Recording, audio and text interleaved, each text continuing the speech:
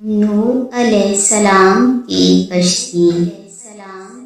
حضرت نوح علیہ السلام 950 برس تک اپنی قوم کو خدا کا پیغام سناتے رہے، مگر ان کی بد نصیب قوم ایمان نہیں لائی، بلکہ طرح طرح سے آپ کی تحقیر و تذلیل کرتی رہی اور قسم قسم کی اذیتوں اور تکلیفوں سے آپ کو ستاتی رہی، یہاں تک کہ کئی بار ان ظالموں نے آپ علیہ السلام کو اس قدر صدوکوب کیا کہ آپ کو مردہ خیال کر کے کپڑوں میں لپیٹ کر مکان میں ڈال دیا،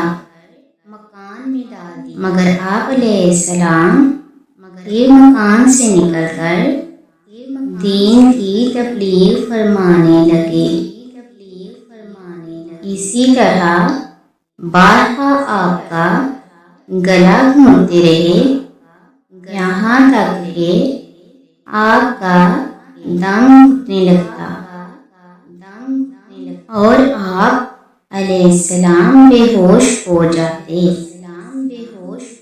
مگر ان ایذاؤں اور مصیبتوں پر بھی آپ یہی دعا فرمایا کرتے تھے کہ اے میرے پروردگار، تو میری قوم کو بخش دے اور ہدایت عطا فرما، کیونکہ یہ مجھ کو نہیں جانتے ہیں۔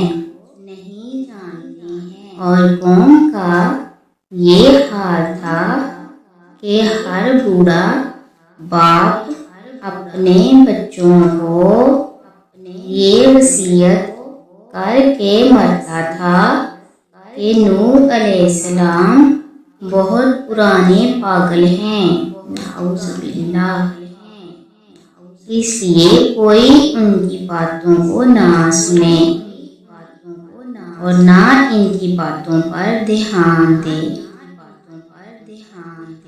یہاں تک کہ ایک دن یہ وحی نازل ہو گئی کہ اے نوح علیہ السلام، اب تک جو لوگ مومن ہو چکے ہیں ان کے سوا اور دوسرے لوگ کبھی ہرگز ہرگز ایمان نہیں لائیں گے۔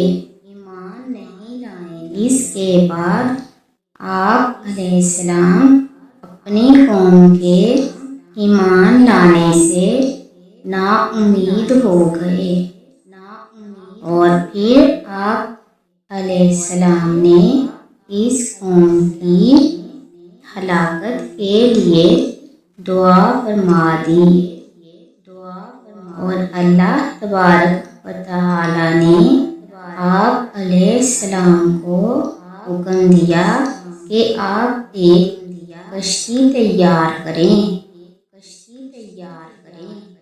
چنانچہ 100 برس میں آپ علیہ السلام کے لگائے ہوئے ساگوان کے درخت تیار ہو گئے، اور آپ علیہ السلام نے ان درختوں کی لکڑیوں سے ایک کشتی بنائی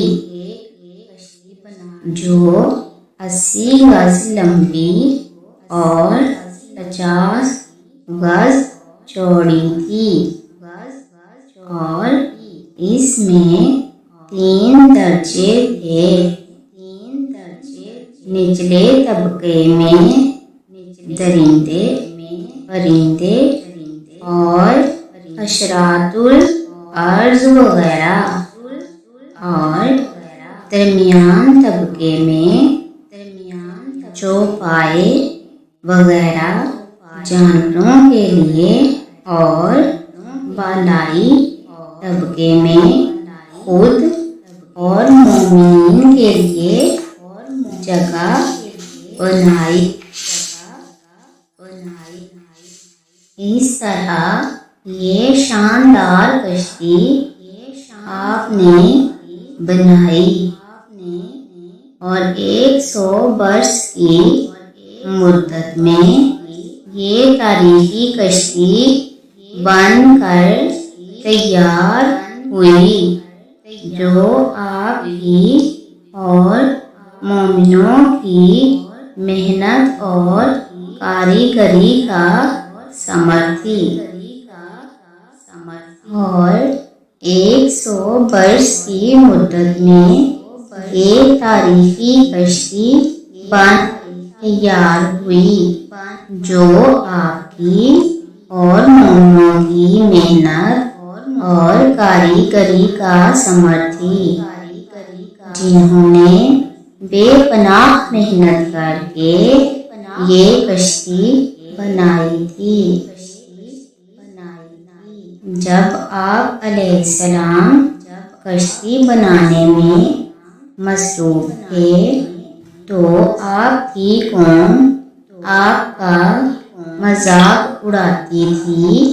کوئی کہتا کہ اے نوح، اب تم بڑھئی بن گئے، حالانکہ پہلے تم کہا کرتے تھے کہ میں اللہ کا نبی ہوں۔ کوئی کہتا کہ اے نوح، اس خشک زمین میں تم کشتی کیوں بنا رہے ہو؟ کیا تمہاری عقل ماری گئی ہے؟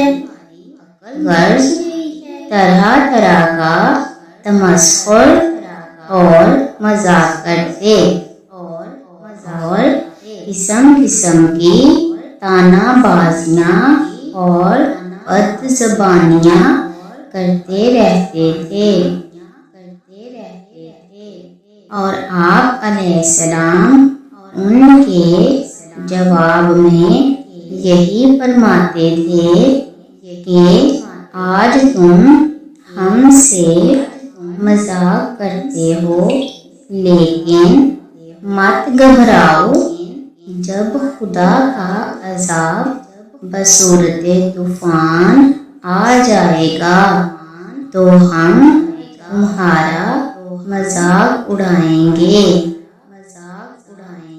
جب طوفان آ گیا تو آپ علیہ السلام نے کشتی میں درندوں، چرندوں اور پرندوں اور قسم قسم کے حشرات الارض کا ایک ایک جوڑا نر و مادہ سوار کرا دیا،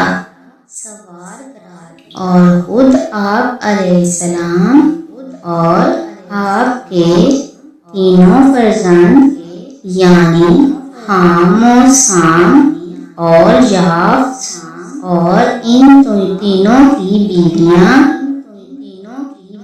اور آپ کی مومنہ بیوی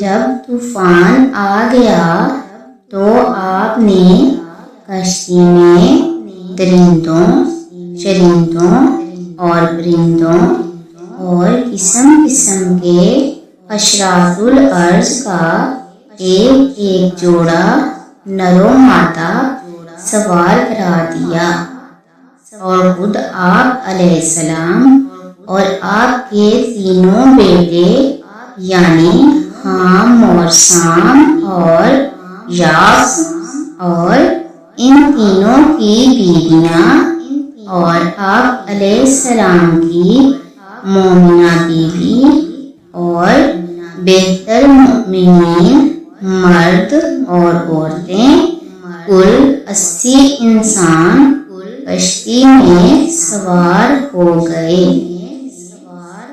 اور آپ علیہ السلام کی ایک بیوی وائلہ جو کافرہ تھی، اور آپ علیہ السلام کا ایک لڑکا جس کا نام कनान था, ये दोनों कश्ती में सवार नहीं हुए और तूफान में गर्क हो गए।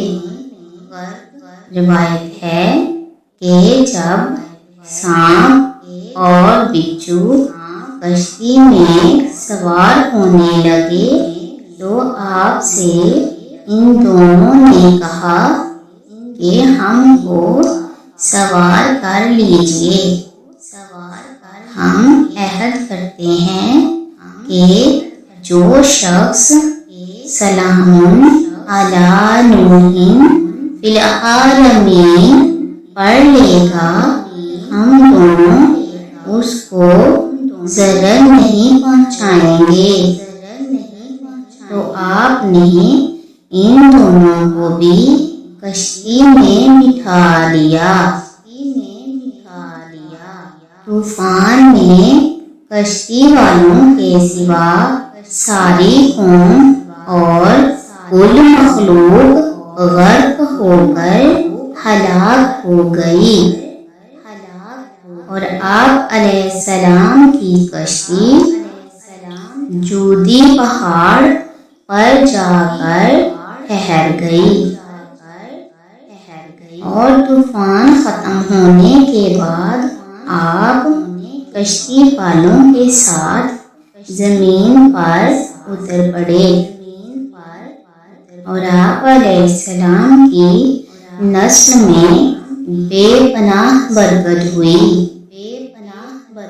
कि आप अलैहिस्सलाम की औलाद तमाम रुए ज़मीन पर फैल कर आबाद हो गई। इसीलिए आप अलैहिस्सलाम का लक़ब आदम सानी है।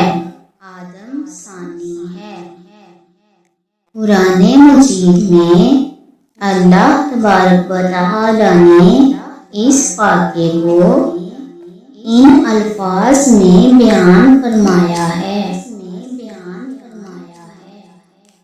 और नूह अलैहिस्सलाम को वही हुई कि तुम्हारी कौम में से मुसलमान ना होंगे मगर जितने ईमान ला चुके, तो उनके करतूतों पर तुम गम ना खाओ और तुम कश्ती बनाओ हमारे सामने और हमारे हुक्म से, और जालिमों के बारे में मुझसे बात ना करना, वो जरूर गर्क कर दिए जाएंगे। और नूह अलैहिस्सलाम कश्ती बना रहे थे तो जब उनकी कौम सरदारान के पास से गुजरते तो उनकी हंसी उड़ाते।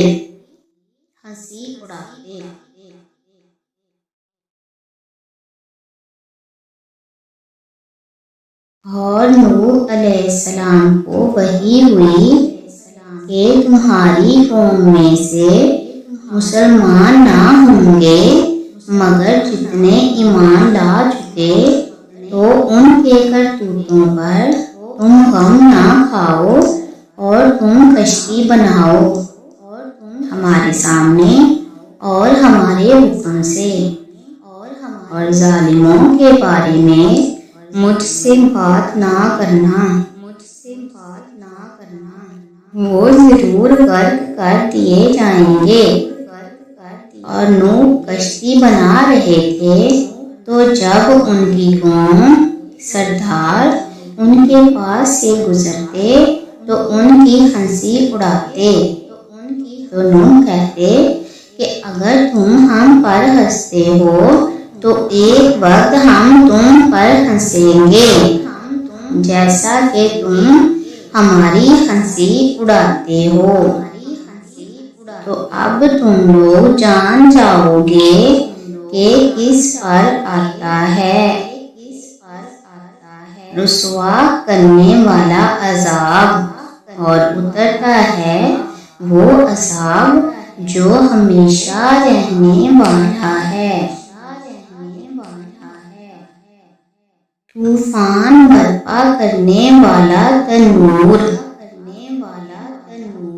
یوں تو اللہ تبارک و تعالیٰ نے حضرت نوح علیہ السلام کو 200 برس پہلے ہی بذریعہ وحی اطلاع کر دی تھی کہ آپ کی قوم طوفان میں غرق کر دی جائے گی، مگر طوفان آنے کی نشانی یہ مقرر فرما دی تھی کہ آپ کے گھر کے تنور سے پانی ابلنا شروع ہوگا۔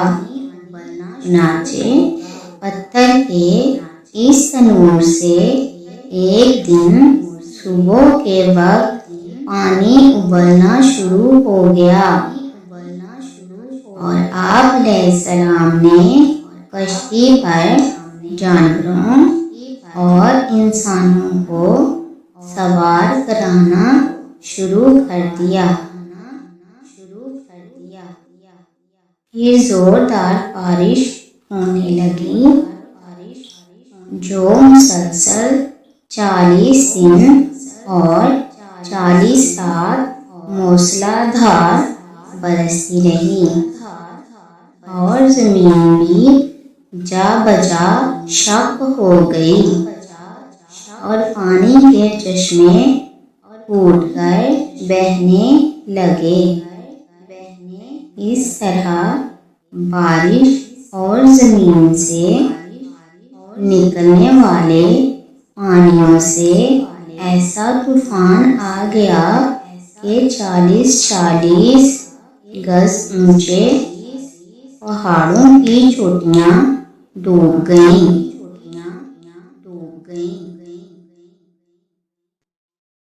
چنانچہ ارشاد خداوندی ہے کہ یہاں تک کہ جب ہمارا حکم آیا اور تنور ابلا تو ہم نے فرمایا کشتی میں سوار کر لو ہر جنس سے ایک جوڑا نر اور مادہ، اور جن کی ہلاکت پہلے طے ہو چکی ہے ان کے سوا اپنے گھر والوں کو اور باقی مسلمانوں کو، اور اس کے ساتھ مسلمان نہ تھے مگر تھوڑے۔ سورہ ہود رکوع نمبر 4۔ پہلے ترجمہ کیا گیا وہ سورہ ہود اور رکوع نمبر 4 ہی کا ہے۔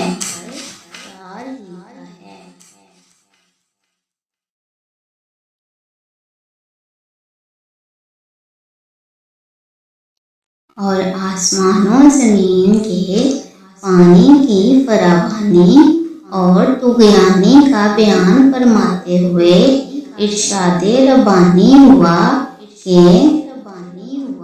ہم نے آسمان کے دروازوں کو لگاتار برسنے والے پانی کے ساتھ کھول دیا اور چشمے پھاڑ دیے تو دونوں پانی مل گئے، اور وہ کام ہو گیا جس کا فیصلہ کر لیا گیا تھا، یعنی طوفان آ گیا اور ساری دنیا غرق ہو گئی۔ طوفان کتنا زوردار تھا اور طوفانی سیلاب کی موجوں کی کیا کیفیت تھی، اس کی منظر کشی قرآن مجید نے ان لفظوں میں بیان فرمائی ہے۔ سورہ ہود رکوع نمبر 4۔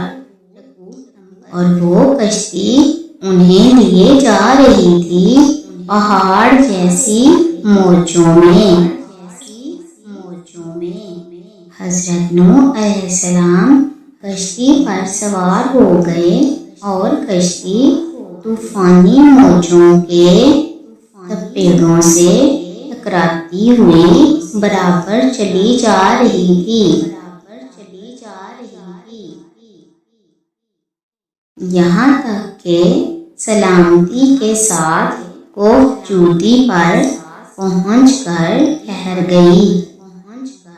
कश्ती पर सवार होते वक्त हजरत नूह अलैहिस्सलाम ने ये दुआ पढ़ी थी कि बिस्मिल्लाहि मजरीहा व मुरसाहा इन्ना रब्बी लगफूरुर रहीम।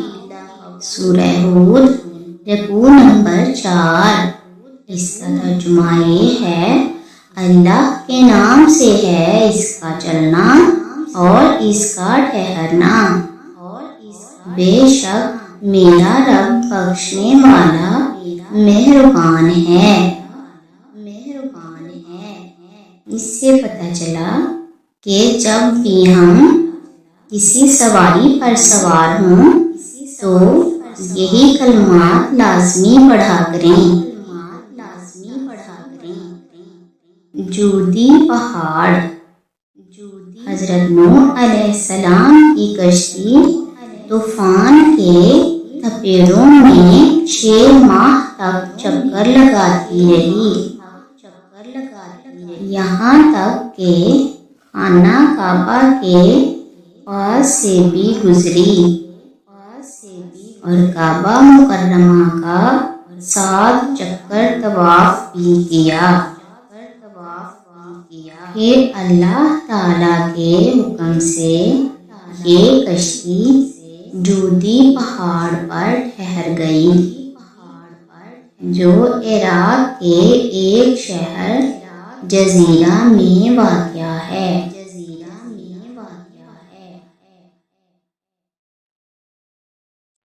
रिवायत है कि अल्लाह ताला ने हर पहाड़ की तरफ ये वही की कि हज़रत नूह अलैहिस्सलाम की कश्ती एक पहाड़ पर ठहरेगी।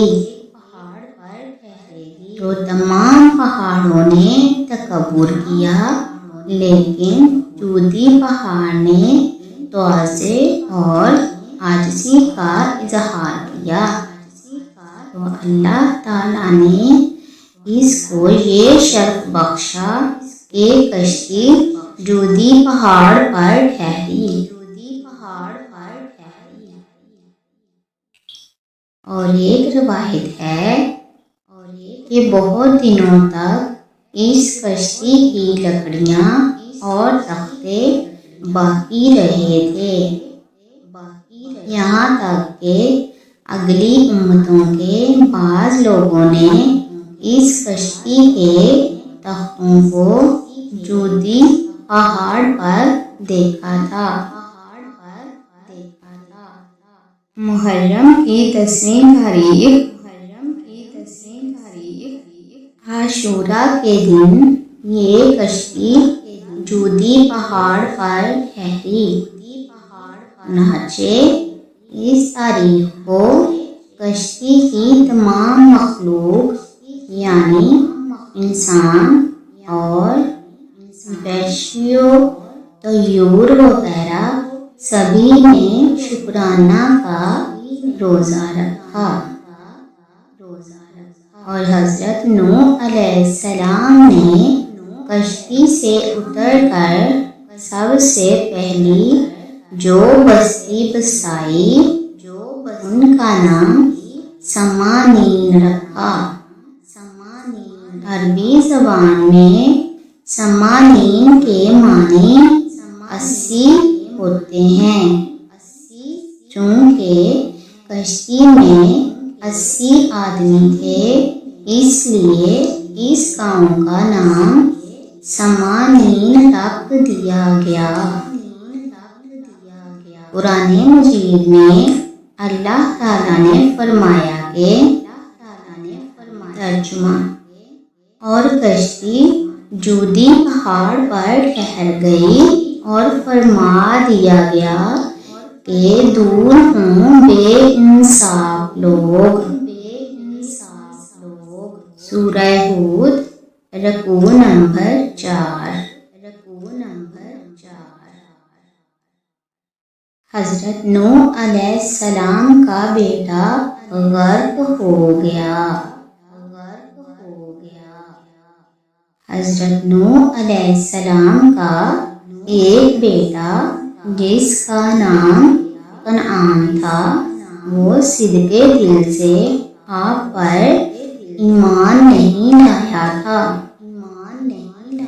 بلکہ وہ منافق تھا اور اپنے کفر کو چھپائے رکھتا تھا۔ لیکن طوفان کے وقت اس نے اپنے کفر کو ظاہر کر دیا۔ حضرت نوح علیہ السلام نے کشتی پر سوار ہوتے وقت اس کو بلایا اور فرمایا کہ میرے پیارے بیٹے، تم کشتی پر سوار ہو جاؤ اور کافروں کا ساتھ چھوڑ دو۔ تو اس نے کہا کہ میں طوفان میں پہاڑوں پر چڑھ کر پناہ لے لوں گا۔ تو آپ علیہ السلام نے بڑی دلسوزی کے ساتھ فرمایا کہ بیٹا، آج خدا کے عذاب سے کوئی کسی کو نہیں بچا سکتا۔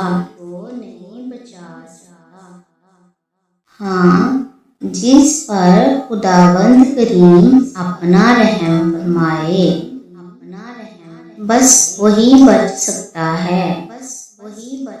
باپ بیٹے میں یہ گفتگو ہو ہی رہی تھی کہ ایک زوردار موج آئی اور کنعان غرق ہو گیا۔ اور ایک روایت میں یہ بھی آیا ہے کہ کنعان ایک بلند پہاڑ پر چڑھ کر ایک غار میں چھپ گیا اور غار کے تمام سوراخوں کو بند کر لیا، مگر جب طوفان کی موج اس پہاڑ کی چوٹی سے ٹکرائی تو غار میں پانی بھر گیا۔ اس طرح کنعان اپنے بول و براز میں لت پت ہو کر غرق ہو گیا۔ قرآن مجید میں اللہ تبارک و تعالی نے اس واقعہ کے بارے میں ارشاد فرمایا کہ ترجمہ،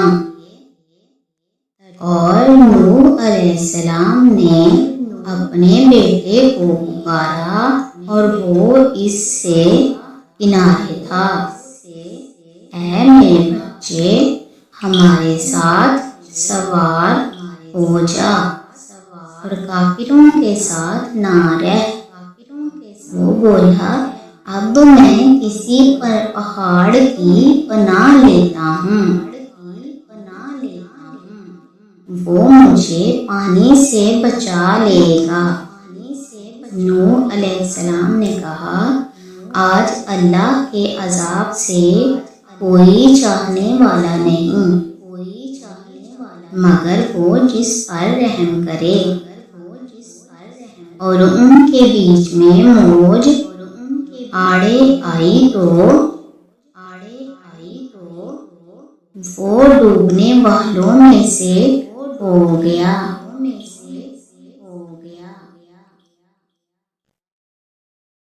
اور ان کے بیچ میں موج آڑے آئی تو وہ ڈوبنے والوں میں سے ہو گیا۔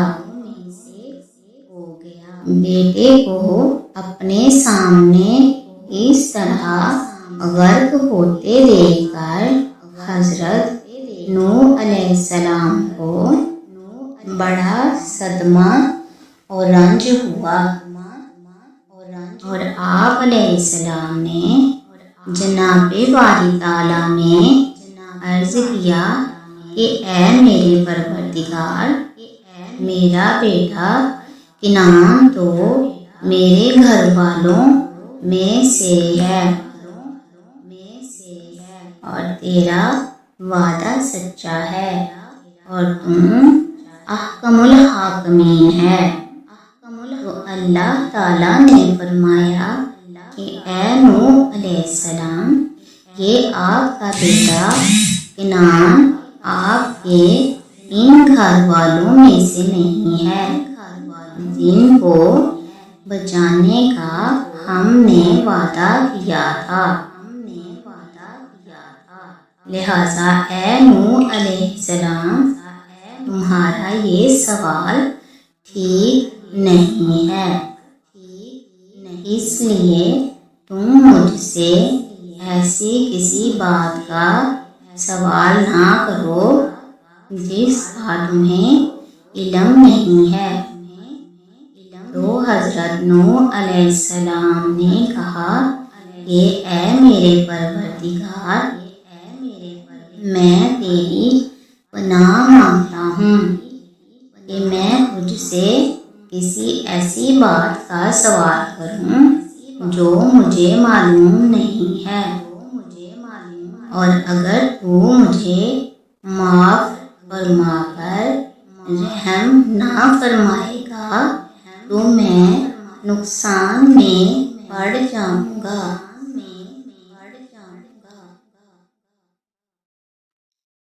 قرآن مجید میں اللہ تبارک و تعالیٰ نے اس واقعے کو بیان فرماتے ہوئے ارشاد فرمایا کہ ترجمہ، اور نوح علیہ السلام نے اپنے رب کو پکارا، عرض کی کہ اے میرے رب، میرا بیٹا بھی تو میرا گھر کا ہے،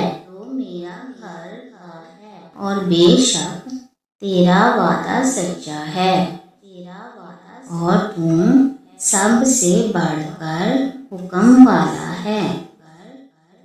فرمایا اے نوح، وہ تیرے گھر والوں میں نہیں، بے شک اس کے کام بڑے نالائق ہیں، تو مجھ سے وہ بات نہ طلب کر جس کا تجھ کو علم نہیں۔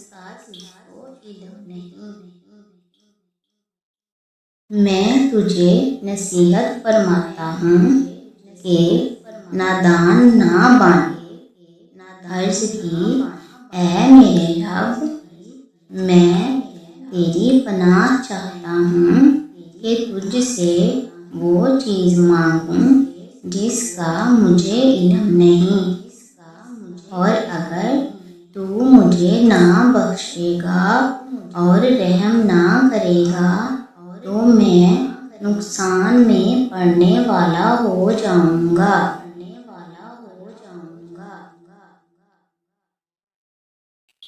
سورہ ہود رکوع نمبر 4۔ طوفان ختم کیوں کر ہوا؟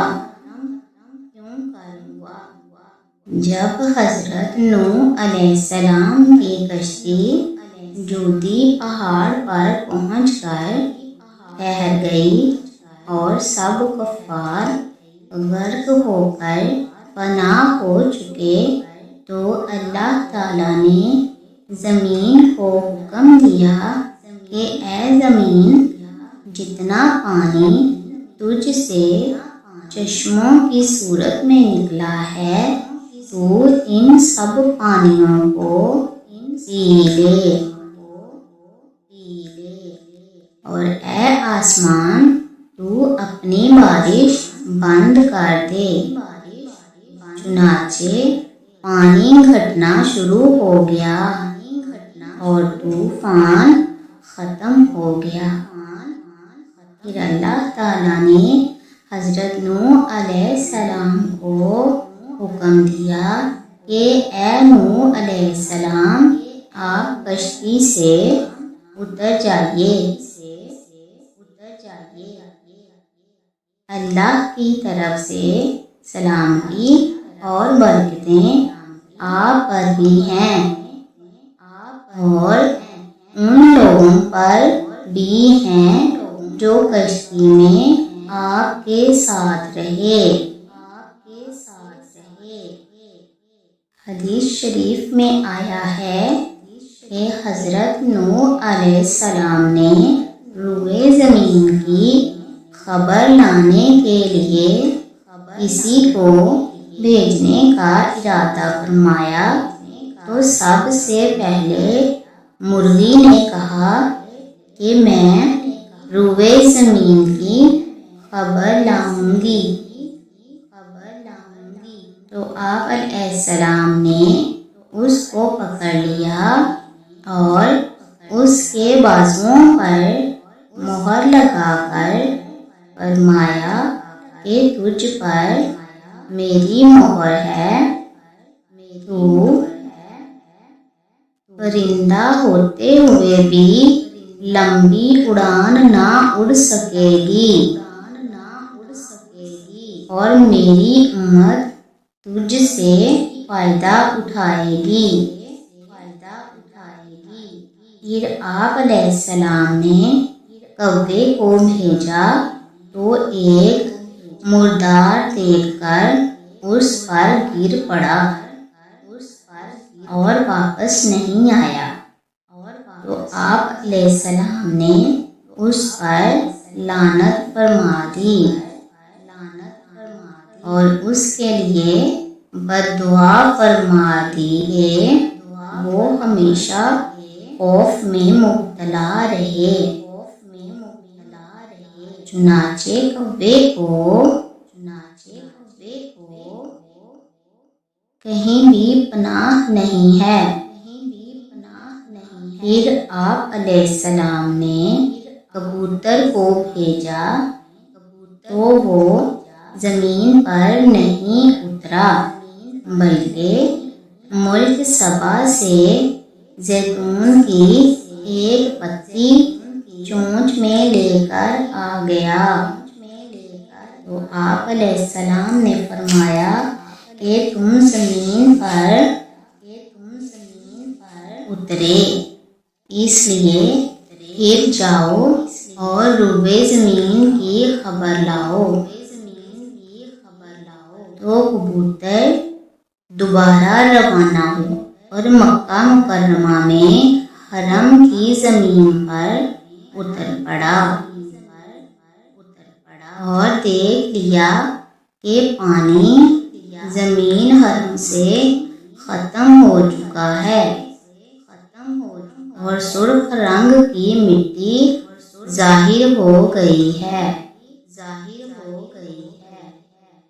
کبوتر کے دونوں پاؤں سرخ مٹی سے رنگین ہو گئے اور وہ اسی حالت میں حضرت نوح علیہ السلام کے پاس واپس آ گیا اور عرض کیا کہ اے خداوند، آپ میرے گلے میں ایک خوبصورت توق عطا فرمائیے اور میرے پاؤں میں سرخ خضاب مرمت فرمائیے اور مجھے زمین حرم میں سکون کا شرف عطا فرمائیے۔ چنانچہ حضرت نوح علیہ السلام نے کبوتر کے سر پر دست شفقت پھرایا اور اس کے لیے یہ دعا فرما دی کہ اس کے گلے میں دھاری کا ایک خوبصورت ہار پڑا رہے اور اس کے پاؤں سرخ ہو جائیں اور اس کی نسل میں خیر و برکت رہے اور اس کو زمین حرم میں سکونت کا شرف ملے۔ اللہ تعالیٰ نے قرآن مجید میں ارشاد فرمایا کہ ترجمہ اور حکم فرمایا گیا کہ اے زمین اپنا پانی نگل لے اور اے آسمان تھم جا، اور پانی خشک کر دیا گیا اور کام تمام ہوا، اور کشتی موجودی پر ٹھہری، اور فرمایا گیا کہ دور ہوں ظالم لوگ۔ اور حضرت نوح علیہ السلام کو کشتی سے اترنے کا حکم دے کر اللہ تبارک و تعالی نے ارشاد فرمایا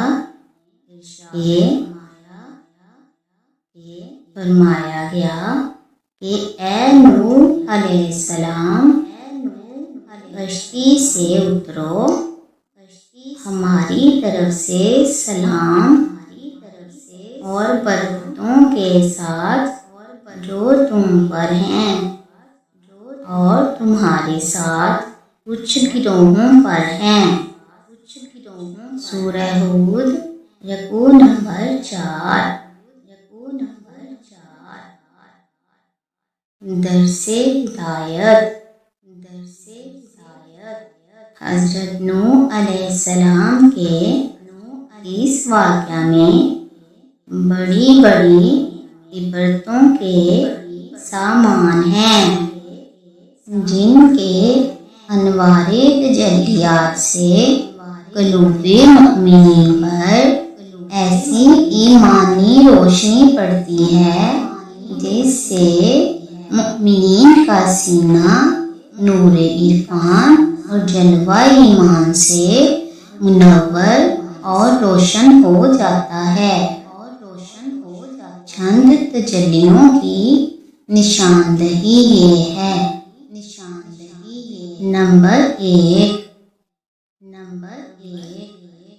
حضرت نوح علیہ السلام 950 برس تک اپنی قوم کی ایذا رسانیوں اور دل خراش طعنوں اور گالیوں کے باوجود صبر و تحمل کے ساتھ اپنی قوم کو ہدایت کا درس دیتے رہے، اور جب تک ان پر وحی نہیں آ گئی کہ یہ لوگ ایمان نہیں لائیں گے، اس وقت تک آپ برابر ہدایت کا واز سناتے ہی رہے۔ جب بذریعہ وحی آپ علیہ السلام ان لوگوں کے ایمان سے مایوس ہو گئے تو آپ علیہ السلام نے ظالموں کے لیے ہلاکت کی دعا فرمائی۔ قوم مسلم کے واعظوں اور ہادیوں کے لیے حضرت نوح علیہ السلام کا اسوہ حسنہ چراغ ہدایت و منارہ نور ہے کہ وہ بھی صبر و استقلال کے ساتھ برابر تبلیغ و ارشاد کا کام جاری رکھیں۔ نمبر 2، حضرت نوح علیہ السلام اور مؤمنین طوفان کے عظیم سیلاب میں جب کہ طوفان کی موجیں پہاڑوں کی طرح سر اٹھا رہی تھیں کشتی پر سوار تھے اور طوفانی موجوں کے سیلاب عظیم میں ایک تنکے کی طرح یہ کشتی ہچکولے کھاتی چلی جا رہی تھی،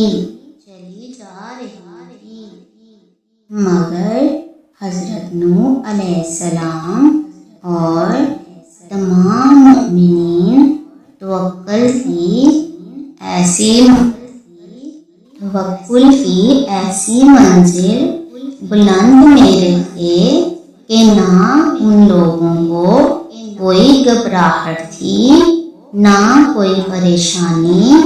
اس میں مومنین کے لیے یہ ہدایت ہے کہ بڑی سے بڑی مصیبت کے وقت بھی مومن کو اللہ تعالیٰ پر بھروسہ رکھ کر مطمئن رہنا چاہیے۔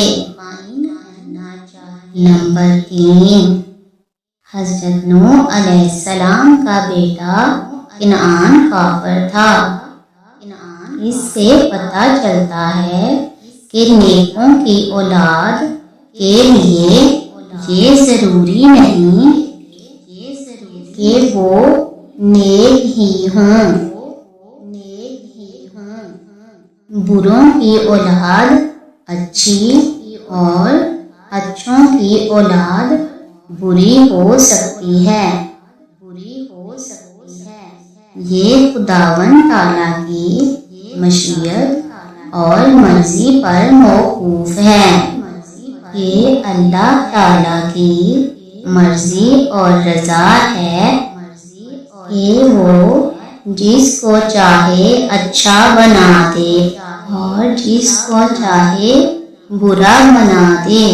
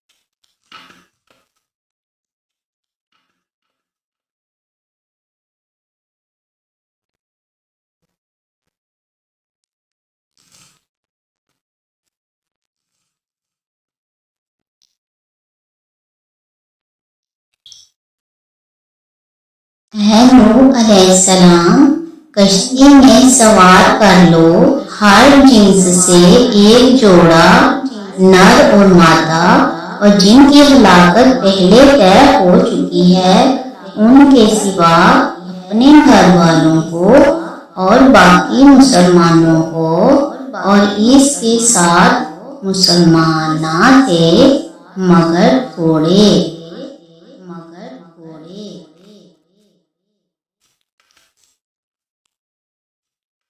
اور نوح علیہ السلام کو وحی ہوئی کہ تمہاری قوم میں سے مسلمان نہ ہوں گے مگر جتنے ایمان لا چکے، تو ان کے کرتوتوں پر غم نہ کھاؤ اور تم کشتی بناؤ ہمارے سامنے اور ہمارے حکم سے، اور ظالموں کے بارے میں مجھ سے بات نہ کرنا، وہ ضرور غرق کر دیے جائیں گے۔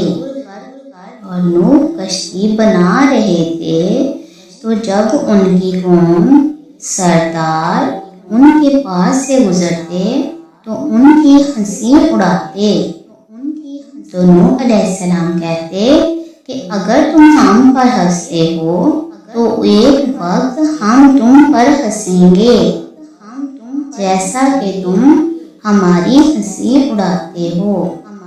تو اب تم لوگ جان جاؤ گے کہ کس پر آتا ہے رسوا کرنے والا عذاب، اور اترتا ہے وہ عذاب جو ہمیشہ رہنے والا ہے۔ اس سے یہ بھی پتہ چلتا ہے کہ جان بوجھ کر کسی پر ہنسنا اللہ تبارک و تعالیٰ کو اتنا ناپسند ہے۔ سورہ القمر رکوع نمبر 1 میں بھی حضرت نوح علیہ السلام کی کشتی اور کفار لوگوں پر جو پانی کا عذاب آیا اس کا تذکرہ ہے، جس کا ترجمہ یہ ہے: ہم نے آسمان کے دروازوں کو لگاتار برسنے والے پانی کے ساتھ کھول دیا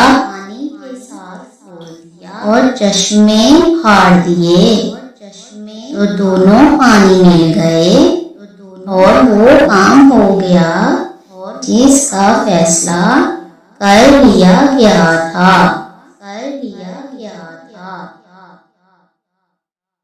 اس سے یہ بھی پتہ چلتا ہے کہ اللہ تعالیٰ کے احکامات کی نافرمانی اور اللہ تعالیٰ کے پیارے انبیاء کرام جن کو اللہ تبارک و تعالیٰ نے اپنی پیغام رسانی کے لیے مقرر فرمایا تھا، ان کی نافرمانی کتنا بڑا جرم اور گناہ کا باعث ہے،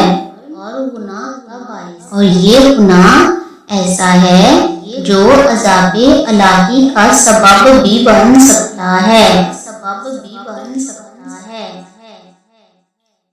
اس پورے واقعے سے یہ سبق بھی ملتا ہے کہ نیکوکار کی اولاد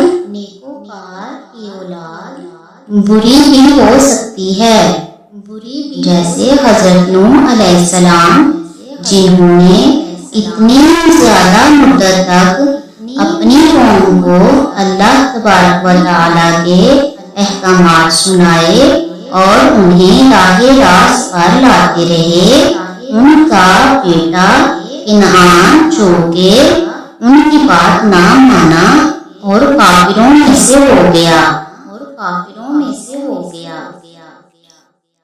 اس واقعے سے یہ بھی سبق ملتا ہے کہ جس کو اللہ تبارک و تعالیٰ بچائے اسے کوئی نقصان نہیں پہنچا سکتا، اور جس کے نافرمانی کی سزا اس کو دینا چاہے تو کوئی بھی اللہ تبارک و تعالیٰ سے بحث نہیں کر سکتا۔ اگر اس واقعے کو ہم پوری دھیان اور توجہ کے ساتھ اور سمجھ اور سوچ کے ساتھ پڑھیں اور سنیں تو اس سے ہمیں بہت سے ایسے مضامین سمجھنے کو ملتے ہیں جو کہ ہماری دنیاوی اور آخری ہدایت کے لیے بہت ضروری ہیں۔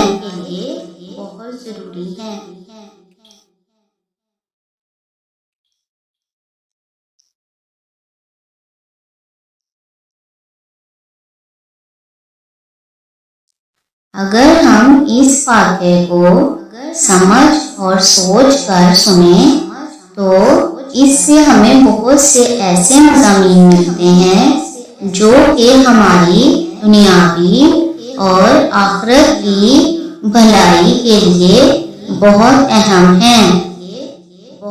یہ واقعہ بہت بڑی بڑی عبرتوں کا باعث ہے۔ اس سے ہمیں بہت سے اسباق ملتے ہیں۔ اللہ تعالیٰ کے احکامات اور انبیاء کرام کے احکامات پر عمل کرنا ہر انسان پر، جن و انس پر، سب پر فرض ہیں۔ اللہ تبارک و تعالیٰ ہمیں ایسے واقعات کو سن کر اور ان سے عبرت حاصل کرنے کی اور ہدایت حاصل کرنے کی توفیق عطا فرمائے، اور ہمیں دنیا اور آخرت میں سرخرو فرمائے۔ حضرت نوح علیہ السلام نے اتنی زیادہ مدت درس و ہدایت کی، لیکن ان کی قوم کے سارے لوگ ایمان نہیں لائے۔ ایمان صرف وہی لوگ لائے جن کو اللہ تبارک و تعالیٰ نے ہدایت کے لیے مقرر فرمایا تھا۔ اللہ تعالیٰ سے یہی دعا کرنی چاہیے کہ اللہ تبارک و تعالیٰ ہمیں بھی صراط مستقیم پر چلنے کی توفیق عطا فرمائے، اور ایمان پر سلامتی سے دنیا اور آخرت نصیب فرمائے۔ بے شک اللہ تبارک و تعالی ہر چیز پر قادر ہے۔ اللہ تعالی ہمیں دنیا اور آخرت میں سرخرو فرمائے۔ یہ دنیا کی زندگی عارضی اور ختم ہو جانے والی ہے، اس لیے یہ سوچ کر ہمیشہ اچھا ہی کرنا چاہیے۔ اچھوں کی صحبت بھی اچھی ہوتی ہے۔ اللہ تبارک و تعالی سب کو بروں کی صحبت سے بچائے۔ اللہ تبارک و تعالی ہمیں دین کی سمجھ عطا فرمائے، اور اپنے احکامات اور نبی کریم علیہ السلام کے ارشادات اور سنت نبوی کے مطابق زندگی بسر کرنے کی توفیق عطا فرمائے، جس سے ہماری دونوں جہانوں کی بھلائی ہو جائے۔ آمین ثم آمین یا رب العالمین۔